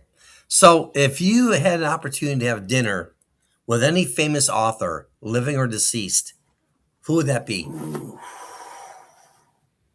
I bet you're thinking I'd say C.S. Lewis, don't you? Um, I actually did. You got me on that one. I'm like, I know what he's going to say. I swear he's going to say it. And in my mind, I'm thinking, I already know the answer to this one, right? And you threw me a curveball. uh, I love it. I love this show, man. it'd be really would be a tie between like C.S. Lewis, J.R.R. Tolkien. Um,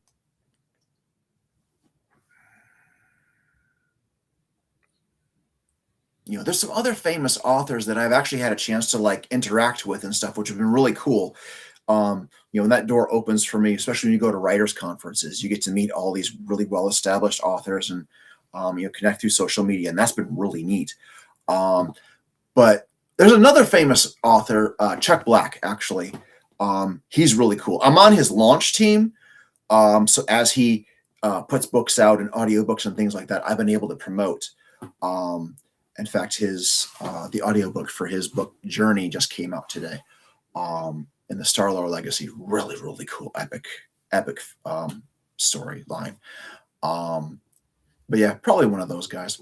I know you said one, but you know, And it's okay. We're so much fun in this show. Who cares, yeah. right?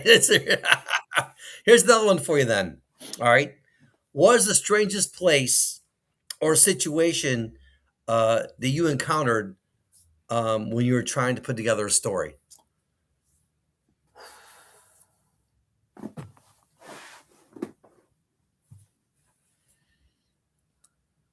Well, a lot of my ideas do come from experiences. All authors, artists, And so um, I've had some really interesting experiences. I'm trying to think of one. And of course, you put me on the spot. I'm sure some other time, when we get done or whatever. Oh, that was even better. Really cool. Yeah. Um, Strange experiences. You know what? Right now, I am blanking. I'm like completely and totally blanked. Um, I can't think of anything at this particular moment, but I have had some interesting experiences. Um,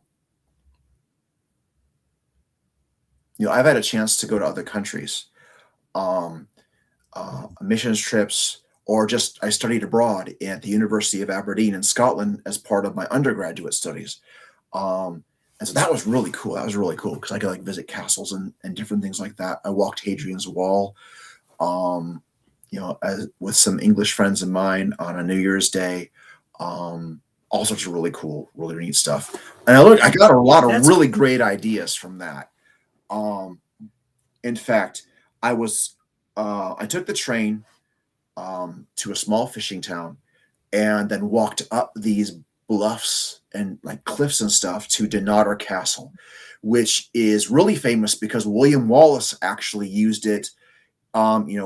When he was trying to free Scotland and stuff, the Scottish crown jewels have been kept there, actually in the well in at the castle, and things. But I'm walking up, and um, it's right on the eastern coast, right on the North Sea, and so you could see these walls of rain coming in from the North Sea, and so you had the wind, you had the rain pelting you, and then you had these tiny little pieces of hail, like peas, just and so it was like stinging you all over the place. And so I had this umbrella, this cheap umbrella, and of course the wind took it, and Mary Poppins did like crazy, just put it inside out, um, and so, but one wall of rain would come through, a little bit of a piece, then another wave, and then another wave, and another wave, so that when I got up to the castle, there was one part that was kind of enclosed and stuff, so I was able to get out of the rain. And then when I went down to the main courtyard, and all of the buildings in that courtyard, connected in the courtyard for that castle that had a roof, the door was locked. And I'm like, dude, I'm running around trying to get out of the rain and the hail, and I finally found a place and I was able to get out of the rain. But all of the other places that were open, there was no roof. So I'm like, so by the time I finally got done with that and down to the train station, it was pitch black. It was evening by that time. And from the waist down, I was completely soaked. And shoes and everything completely soaked. The jacket I was wearing did a pretty decent job for the most part of like keeping water off of the upper part of me, but pretty much from my can on down, I was all drenched and that kind of thing. But it was also on a Halloween, so we had all these people dressed up that were going to take the train to Aberdeen because it's filled with pubs. And so they do these pub crawls. They go from one pub to another, getting smashed from one to another to another.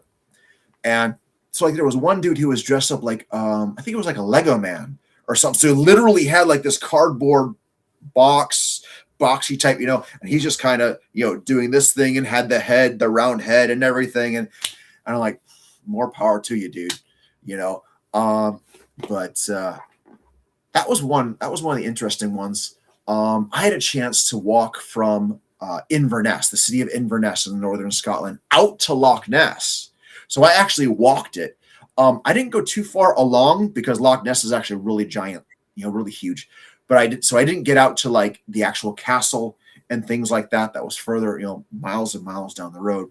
But I left about 10:15 or so a.m., walked out to the loch, walked back. It was like 5 or so o'clock. My feet hurt so bad. But when I woke up the next morning, my feet were fine. So I was able to, so I wasn't like in massive pain when I took the train back to Aberdeen, and that kind of thing. So I've had a lot of interesting stories. Some that I'm like, man, I wish I could unsee that, like I was in one place, and there was this older guy who had some weight on him, but he was only wearing a black speedo, black dress socks, and black dress shoes, and he was out doing Oh something in his wow. yard. And I'm like, I can't unsee that. There are certain things that should not even remotely like, uh, you know. So yeah, very strange stuff, but also very fun. All right, here's another one for you Yeah. then. All right. Are you a morning or evening night writer? Okay. I wake up in the morning, and while I'm walking my dogs and trying to spend time in prayer, that's usually when I get a lot of ideas. Um, and then I'm like, I'm really super creative. Oh, this is amazing. Oh, wait, I have to go and spend 8 hours, 8, 9 hours at school being a teacher. And so it's kind of like, oh, sad panda.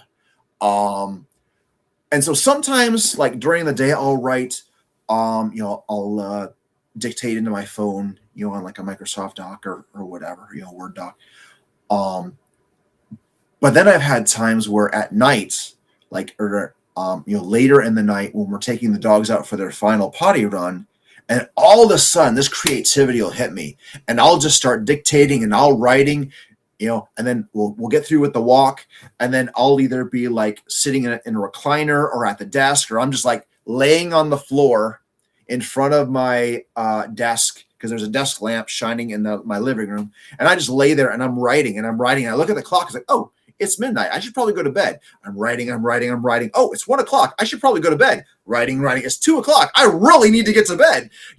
But it's like it just flows and flows and flows. So it really depends. Sometimes during the day, sometimes it's at night, sometimes it's in the middle. You know, I'm not exactly one of those All people, right. the writers who are like they have established times when they write. Um, I'm not one of those people. I kind of look up to those people and be like, that's really cool. I am not there yet. You know, Are you into music? I do enjoy music. Yes, Okay. Is there a particular song do you have to listen to as you're into your writing journey? it really depends on what it is that I'm doing. Like I do listen to a lot of praise and worship. Um, if I'm writing fight scenes or adventures, sometimes I listen to a trailer head, which I don't know if you're familiar with them at all, but they do a lot of instrumental type music, and they've done stuff for like uh, Captain America movies, Marvel movies, a lot of other types of movies and commercials and things. And so I'll listen to some of that stuff. Um, there's a few different things like that. Sometimes classical music. I've listened to that. I do love classical music. Actually, I enjoy opera. In fact, I was a kid and I was kind of laying in my room listening to an opera. I don't even remember what kind of opera it was. And my mom walks by. Now, my mom grew up in like I think the 50s or 60s, 50s and 60s, and so like the oldies, the true oldies. That's her thing. And so she walks by, she comes back, she's got this look on her face like, what are you listening to? I just opera. She's like, what's wrong with you? Oh, nothing. I really truly enjoy opera. And a lot of times I can't understand what in the world they're saying because they're singing in Italian or Russian or whatever. But I think it's really cool. Um, so it really depends on what I'm writing. But I do listen to a lot of praise and worship as I'm writing too. So it all depends. I like Toby Mac. He sings a song it's called "Get Back Up" Yep. by Toby Mac. That's one of my favorite Christian songs. I mean, I like yeah, I like Amy Grant, Kathy Tricoli. She has the one "Everything Changes," and you know, Amy Grant, "Baby Baby." I kind of like the older Christian music. I think like the newer Christian music today. I mean, you got Christian music and rap and all kinds of stuff. And I'm thinking, if Jesus were to come back today, are we singing that type of music? I mean that's just my take. I mean, um, don't get me started on Christian music. I like it, but I just think that Christian music should be more into the world and reach audiences that don't know who God is. And I think a lot of these Christian artists, they're very shallow as to what they play, and they play in only Christian arenas and so on and so forth. I think Um, if you're a Christian artist and you got some music and you've got something that helps somebody, why are you just in the Christian realm? Why are you not, you know, overstepping your boundaries there and getting your music out to people maybe who want to hear it, and maybe it can change that person's life. And that's one thing I've had against Christian music. I mean, I think if you got the talent, you got the platform, yeah, you use it to bless the people who know God, who God is, but you also need to bless people who don't know who God is. Because, much to during your interview, right? Your stage is God's giving you the ability to write a book and a play and so on and so forth. You're using that to reach all kinds of people. And I love that. Just like listening to you with your interview today. I love hearing you say that because even with me, we have a stage, we have a platform, but our platform is open to everybody. We don't just open up the platform to the selected few. It doesn't matter what your background is, what you did. It doesn't matter. If you got a story, we're going to help you to tell that story because that's what we're supposed to do. And that's my take on that. But as we move on with you though, one final question for you. Now, how can our listeners get in contact with you? Not to purchase your amazing books and so on and so forth. How can they do that? All right. Um, so the book is on Amazon in Kindle, paperback, and Audible, audiobook. Barnes and Noble, Books a Million, Walmart, Thrift Books, all those websites. It might be on some other ones that I'm not familiar with or know about, but that's a lot of the major ones. Um, and so that's where you can find the books. And then and I'm working on setting up some things to be able to, like I had a book signing in July, so doing more stuff like that. Um, and we'll see just how that all ends up coming together, especially with my teaching schedule and stuff. Um, but as far as like getting in touch with me and things like I'm on Facebook, so I have a Tales of Aras page. You can find it there, Aras Aras, and then also Terrence Nagilla Jr. my Facebook page. Um, I'm on Instagram at Terrence Nagilla Jr. My website is terrencenagillajr.com, and you can sign up for my newsletter. There's all sorts of different free things and stuff that I put in the newsletters. Um, that you're able to get, and opportunities and different things like that. You can email me at terrence@nagellajr.com, and that kind of thing. So, or I should say terrence@terrencenagellajr.com. Um, so yeah, that's where. Yeah, awesome. One final question: how did you and Mickey with Creative Edge? How did you guys get together, and what has he done for your career in writing? So he actually knows Catherine, my because he represents Catherine, my publisher. Because my publisher is also an established author, award-winning author, and blogger and things like that. Because she has, in fact, she has a podcast as well called Murder Mayhem Laced with Morality. Um, Really, really cool. It's an award-winning. Like I said, she's amazing. I can't talk enough good about her. She's awesome. And so she knows Mickey. And then with being one of the authors that signed with Dress and Love Press, which is her traditional publishing company, I was able to then work with Mickey. And so she's the one that introduced the two of us. And so it's been really cool, actually, because being able to be on various shows and interviews and articles and all of these different kinds of things. They were things that I had dreamed of, over the 20, because actually it took me 20 years to get to basically 21 years to go from beginning of the story to now it's published. So in this long time where I persevered through and everything else like that, and the bajillions of times when I wanted to quit and everything, I had envisioned stuff like this. And so now with Mickey and his expertise and everything, now I'm able to do those things. So it's been fun because I've got to meet all sorts of really cool people, really cool interviews, people in other countries, and around the United States and all of those types of different kinds of things. And those that interview people who are like the established, awesome, famous authors, and then there's my newbie self, that gets to be a part of that group, which is pretty cool.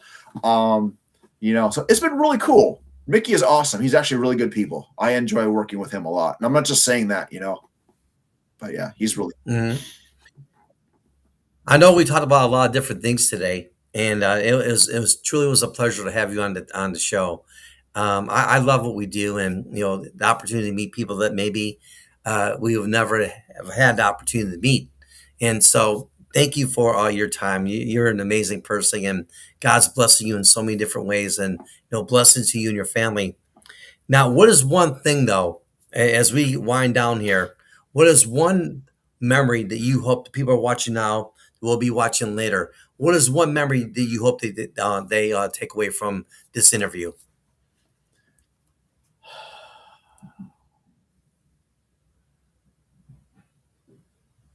Honestly, the first thing that came to mind was a snarky response. It's like, man, that guy's exhausting.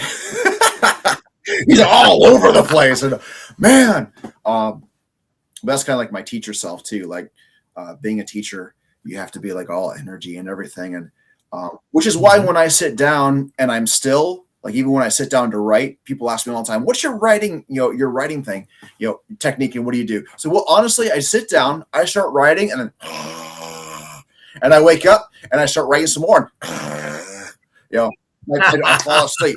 My wife thinks it's hilarious because we'll be watching a movie, and sometimes she does too. She'll fall asleep, and I'll be like, "Okay, what do you remember from the movie? Okay, what do you remember from the movie? We'll back it up to where both of us remember before both of us fell asleep, or I fell asleep."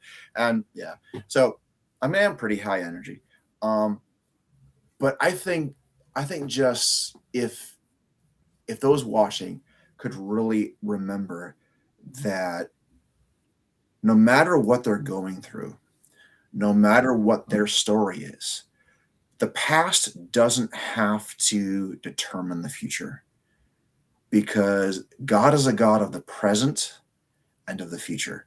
Yes, he's also God of the past, because he's past, present, and future, because he dwells outside of time.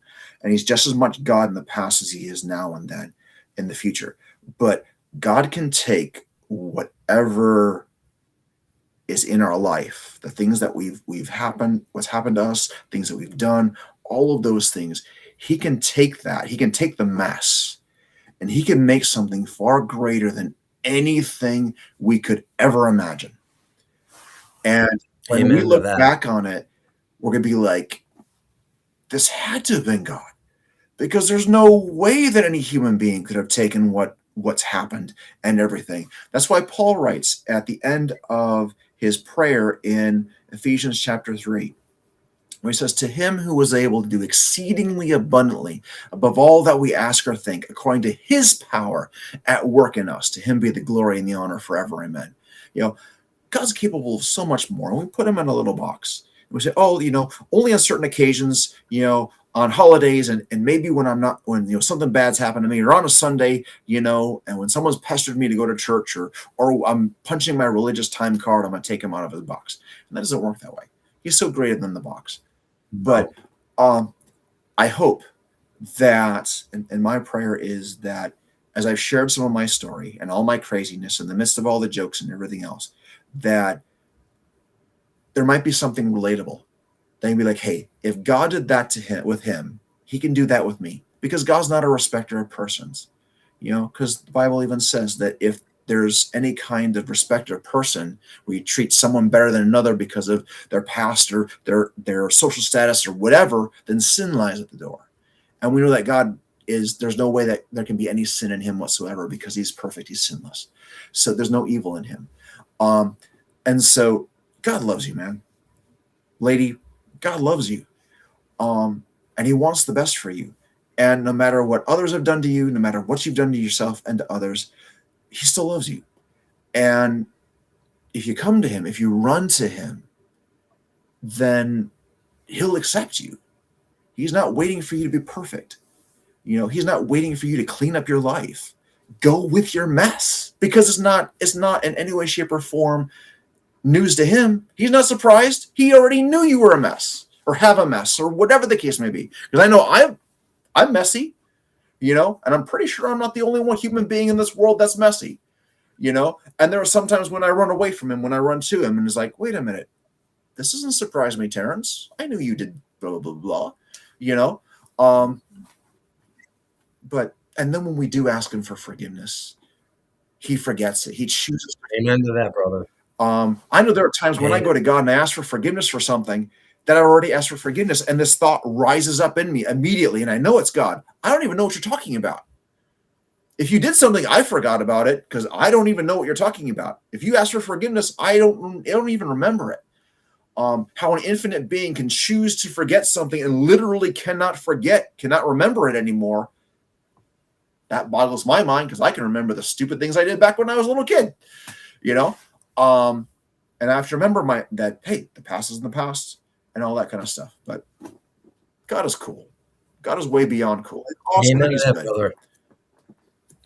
Yep, I'm on board. Thank you, man. What a great interview it was. And again, I can't thank you enough for taking your time out. And welcome to the Artist Spotlight Show. And we're going to have you back again. And thank you for all that you do, as I mentioned earlier. And you take care of yourself. Blessings to you and your family. And yeah, I guess I just know the good Lord, He's got some big plans for you. And I can just see what you're doing. It's going to really explode, and you'll be able to touch a lot more people. And that's what, at the end of the day, that is what it's all about. If you got the gift, use it. You've heard it, right? Either you use it or you lose it. And so, thank you, my friend. You take care of yourself, all right? Thank you so much. Appreciate it. You too.